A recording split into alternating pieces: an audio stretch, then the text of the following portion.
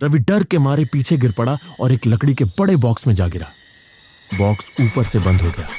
अब वहां घना अंधेरा था। रवि चीखने लगा, बचाओ बचाओ। उसने अपने मोबाइल की टॉर्च जलाई और नीचे देखा।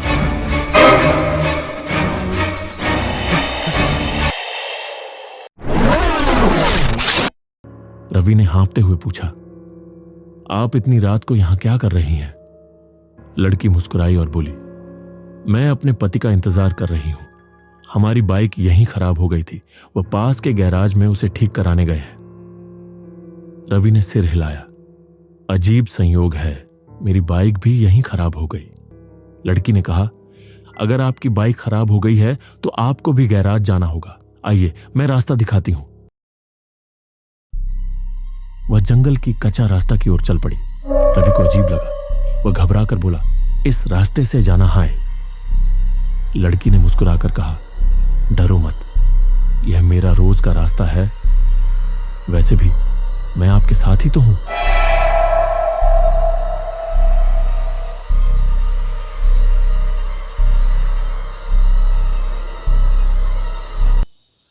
दोनों चुपचाप गैराज की ओर बढ़ने लगे। रास्ता घना और ठंडा था। लड़की आगे चल रही थी।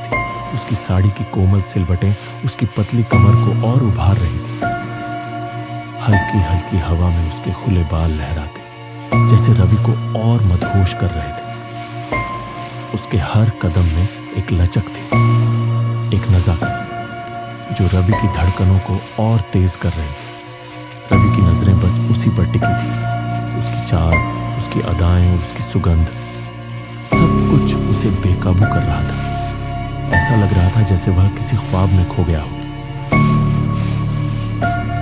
लड़की ने हल्के से मुड़कर देखा और मुस्कुराई। उसकी आंखों में एक शरारत थी। क्या देख रहे हो? वह धीरे से बोली। उसकी आवाज में एक मीठी मधोशी थी। रवि एकदम चौंक गया, जैसे चोरी पकड़ ली गई हो। कुछ नहीं, उसने हड़बड़ाते हुए कहा, लेकिन उसकी आंखें अभी भी उसे देख रही थी। लड़की अब और करीब आ गई। उसकी सुगंध रवि के दिल की धड़कनों को और बढ़ा रही थी। उसने अपनी कचरारी आंखों से रवि को देखा और हल्के से मुस्कुराकर बोली, बताओ ना।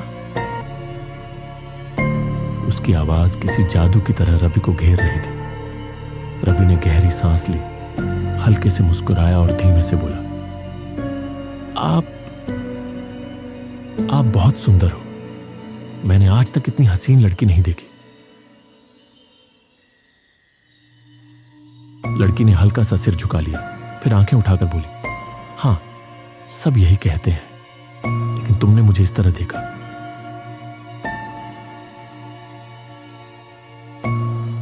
जैसे पहले किसी ने नहीं देखा।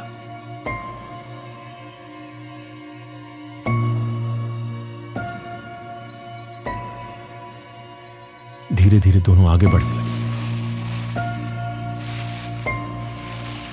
रास्ता अब और सुनसान था।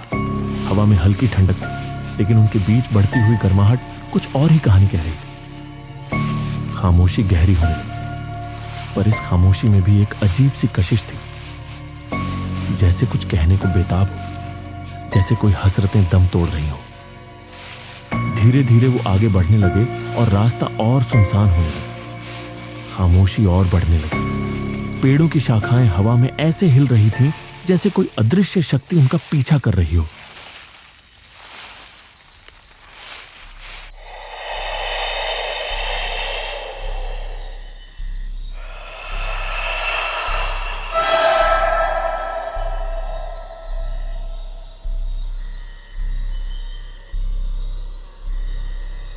कुछ हुआ? लड़की ने धीरे से पूछा। नहीं, शायद मेरा भ्रम था, रवि ने जवाब दिया, लेकिन उसका दिल तेजी से धड़कने लगा। रवि ने पूछा, आपके पति क्या करते हैं? लड़की ने ठंडे स्वर में कहा, वो अब जिंदा नहीं है,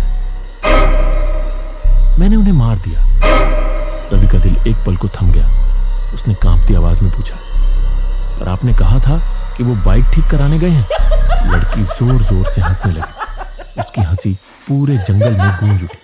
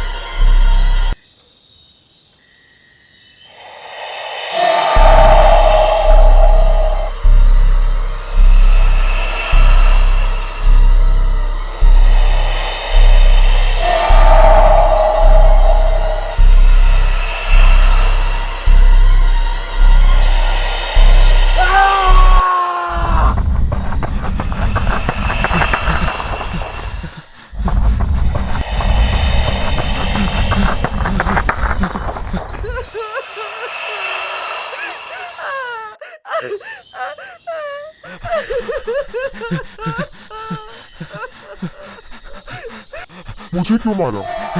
मैंने क्या किसी का बिगाड़ा था? मेरी क्या गलती थी?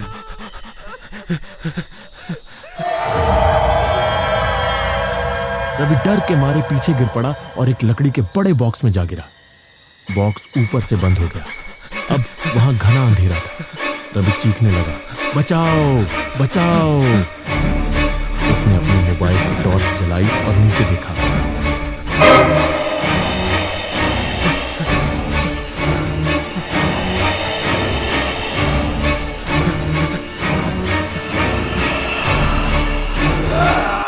रवि की चीखें उस बॉक्स में ही दबी रह गई। ये उसका आखिरी सफर था, ऐसा तो उसने कभी सोचा भी नहीं था। रवि की मौत के साथ कई सवाल भी दफन हो गए।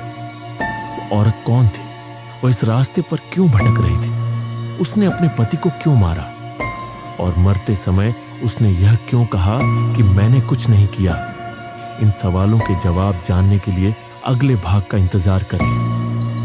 और ऐसे ही खौफनाक एनिमेशन वीडियो के लिए मेरा चैनल हॉरर फाइल्स को सब्सक्राइब करें।